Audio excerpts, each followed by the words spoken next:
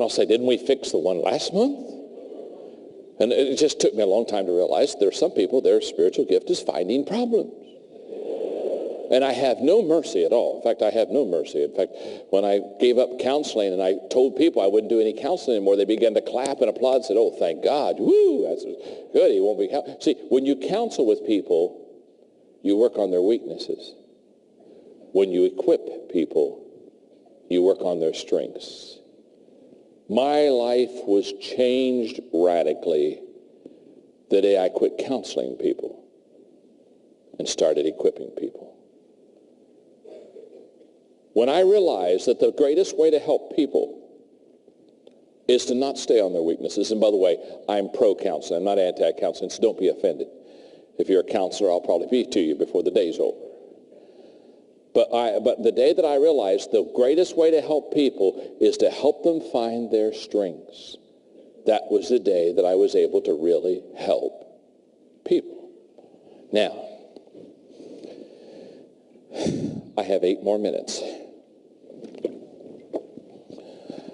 So if it's okay, for the 8 minutes I have left, I would like to give you 3 hours of lecture.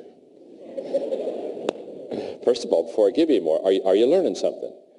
Now, let me ask you a question. All this stuff you've been writing, have you been taking notes today? You've been taking notes all day, haven't you, huh? In fact, just show the person you're beside you. Show them your notes right now. Just show them those notes. Just put it in their face right now. Just put that in their face. In fact, show them their notes and ask them why they haven't taken as good a notes as you have today, huh? Absolutely. In fact, tell them the notes you've been taking aren't for you, it's for them, and they need to read those things. Okay, now.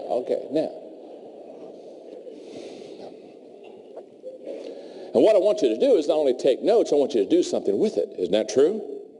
Okay, in other words, start applying this stuff. So let me make a couple of leadership statements. These are mainly from my 21 Irrefutable Laws of Leadership. I want to make 2. I'm going to make 2 leadership. I want to just teach 2 leadership laws, and then I'm done. Well, no, I'm not really done. When I'm done here, I'll go out to that book then, and if you've got books and you haven't had them signed yet, I'll sign until you get your book signed, okay? Is that fair enough? Okay, here we go. The reason I have such a passion to teach people how to lead, and the reason that I travel internationally and do all this stuff, is not because I need a job or because I want to get on a plane or I need to see another country. It's because I know what happens when a person learns to lead. And in the 21 Irrefutable Laws of Leadership, the first law of leadership is the law of the lid, L-I-D. And the law of the lid says that your leadership level will determine your success.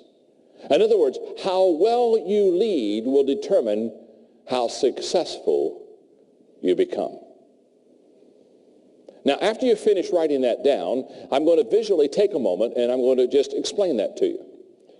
In fact, that's one of the reasons why I'm so excited about what the organization is that brought us here. And again, I want to share with you, if you want to learn leadership, go to them for corporate training. They'll sit down and they'll teach these principles. Now watch this principle. This is huge. This is a visual.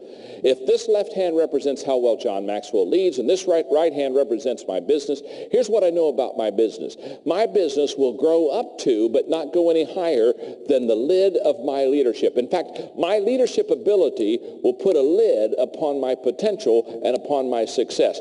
I cannot grow my organization better or bigger than I can lead. Oh my goodness. In the history of mankind, no company, no business has ever kept growing beyond the level of its leaders and just kept flourishing and kept being successful when the leaders were down here. No. Leadership is always the lid on the growth of your company. Leadership is always the lid in the success of your life. And what I am basically is I am a lid lifter.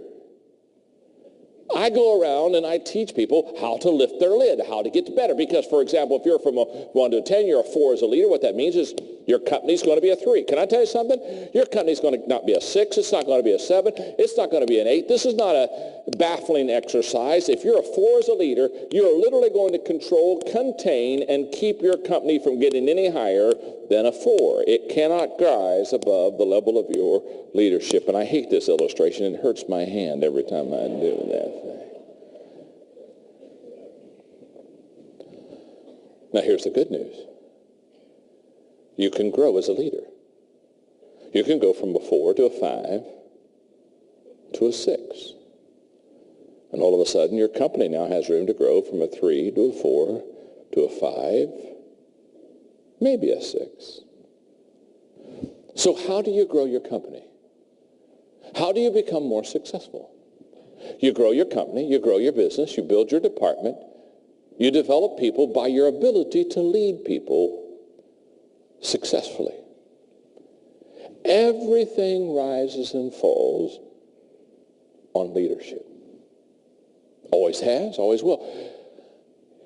Between 1982 and 1992, I had a mentor in San Diego, California by the name of Don Stevenson. Don was the president of Global Hospitality. This was a company that bought bankrupt resorts out. Resorts that were going under, they would buy them at a very cheap price because they were going bankrupt. Then they would go in and train the people and turn the company around and sell them at a high price. That's how Global Hospitality made a lot of money. And Don Stevenson was the president of Global Hospitality, and he made a lot of money. And for 10 years, he was my mentor. And every month, I would take him out to that 2-hour lunch, and he would eat, and I would ask questions. One day, we're up in La Jolla, and we're having our lunch, and I said, okay, Don, here's my question for the day. When you buy a bankrupt company,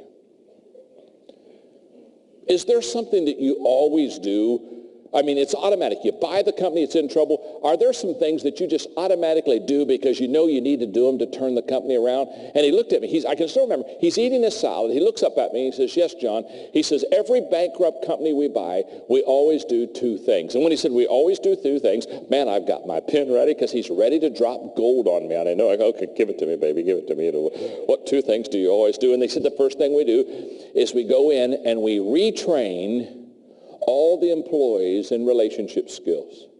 He said, we take everybody that's part of that company and we teach them people skills. We teach them how to win with people.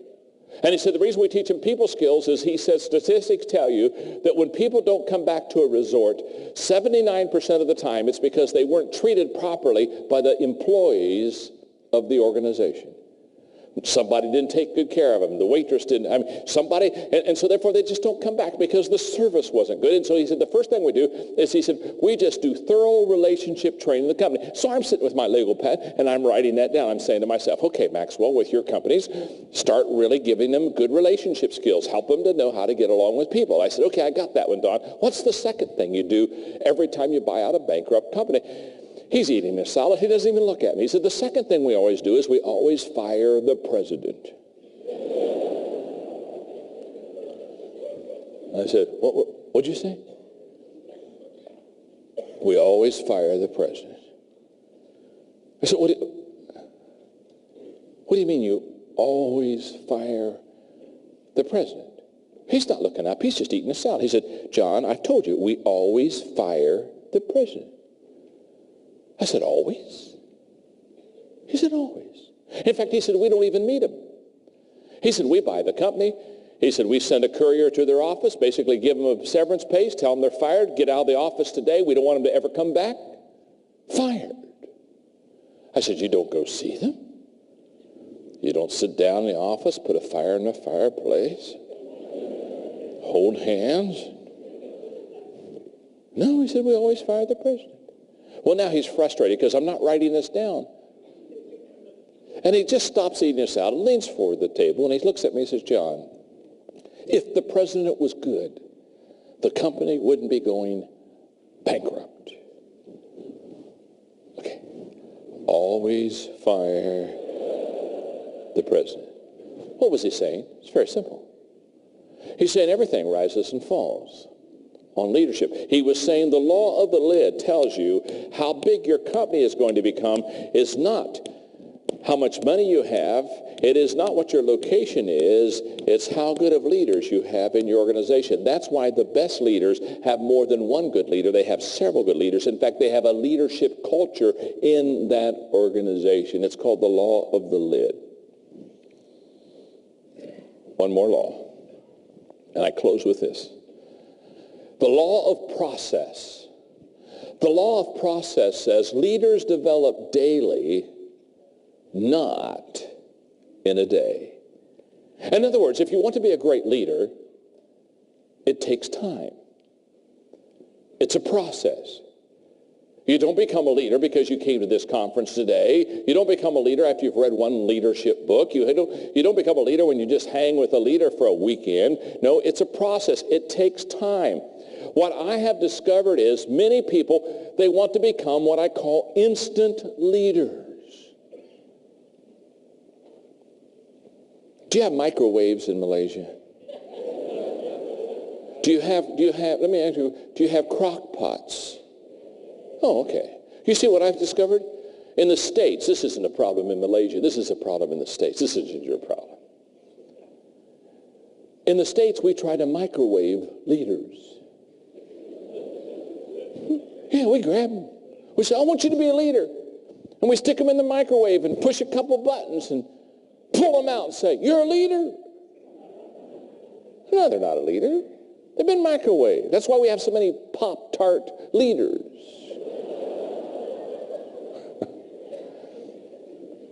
You don't microwave leaders. If you want to develop leaders, you crock pot leaders. You put them in the crock pot and let them simmer and marinate. It takes a while to develop leaders. When I did the interview today at noon with the reporters, they asked me a question that I'm always asked at every leadership conference if I let people ask questions. It's a question they ask no matter what country I'm in, no matter where I am. They raise their hand and they say, John, the question I have, are leaders born? And whenever they ask me, are leaders born, I always give them the same answer. Of course they are.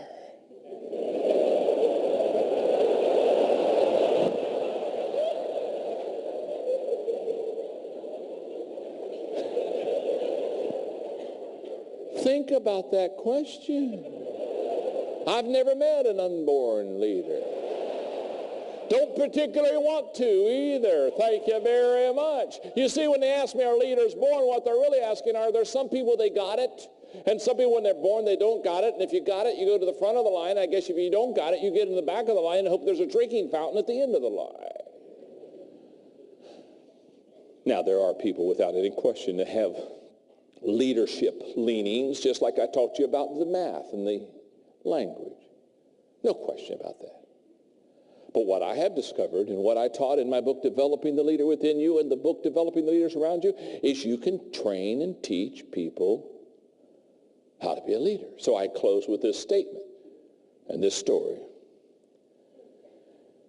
There were some tourists in an old European village. I mean, it was an old village. Nostalgia.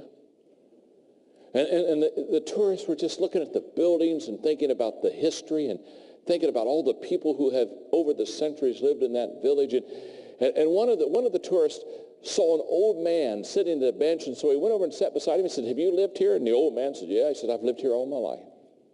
Oh, he said, good. I have a question to ask you. What's the question? Have any great men been born here? And the old man said, no. Only babies.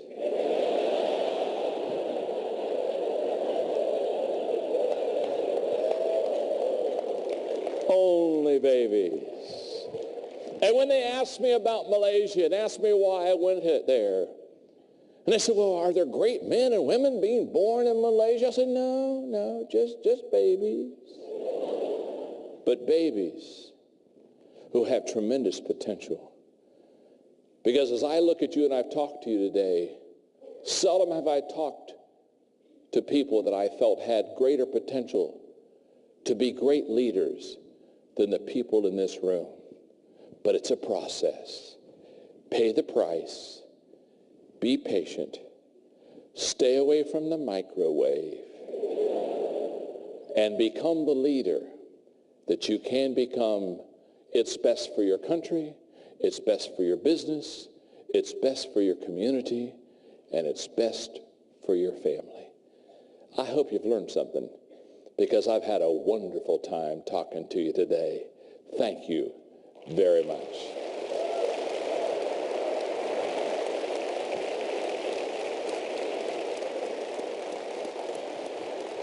Equipping people. When I realized that the greatest way to help people is to not stay on their weaknesses, and by the way, I'm pro-counseling, I'm not anti-counseling, so don't be offended. If you're a counselor, I'll probably be to you before the day's over. But the day that I realized the greatest way to help people, and I'll say, didn't we fix the one last month? And it just took me a long time to realize there are some people, their spiritual gift is finding problems. And I have no mercy at all. In fact, I have no mercy. In fact, when I gave up counseling and I told people I wouldn't do any counseling anymore, they began to clap and applaud and said, oh, thank God, you have a lecture. First of all, before I give you more, are you learning something? Now, let me ask you a question. All this stuff you've been writing, have you been taking notes today? You've been taking notes all day, haven't you, huh? In fact, just show the person you're beside you. Show them your notes right now. Just show them those notes. Just put it in their face right now. Just put that in there. Woo, that's good. He won't be. See, when you counsel with people, you work on their weaknesses. When you equip people, you work on their strengths. My life was changed radically the day I quit counseling people and started equipping people, is to help them find their strengths. That was the day that I was able to really help people. Now, I have 8 more minutes. So if it's okay, for the 8 minutes I have left, I would like to give you 3 hours.